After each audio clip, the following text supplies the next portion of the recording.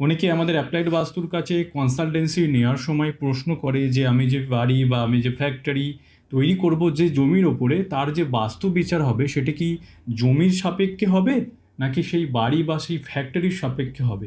এই সম্পর্কে বাস্তুশাস্ত্রে বিস্তারে আলোচনা করা রয়েছে এবং সংস্কৃত শ্লোকে বলা রয়েছে, ভূখণ্ডস্য কেন্দ্রম জেয়ম ক্ষেত্রস্য শুভ বৃদ্ধয়ে গৃহস্য চ পৃথক কেন্দ্রম বাস্তুশাস্ত্রেণ নির্দিষ্টম। অর্থাৎ আপনি যখন কোনো কনস্ট্রাকশন করবেন তখন আপনার বাড়ির যে বাস্তুবিচার এবং যে প্লটের বাস্তুবিচার সম্পূর্ণ আলাদাভাবে করতে হবে। প্লটের কখন আপনি বাস্তুবিচার করবেন, প্লটের যে এন্ট্রি হবে বা প্লটের যে আপনি জমিতে যে প্রবেশ করবেন তার যে দ্বার, সেটি বিচারের জন্য আপনাকে প্লট বা জমির বাস্তুবিচার করতে হবে। আর আপনি যখন বাড়ি নির্মাণ করবেন বা ফ্যাক্টরি নির্মাণ করবেন, যতটা জায়গা জুড়ে আপনার বাড়ি বা ফ্যাক্টরিটি তৈরি হচ্ছে তার সাপেক্ষে কিন্তু আপনাকে বাস্তুবিচার করতে হবে।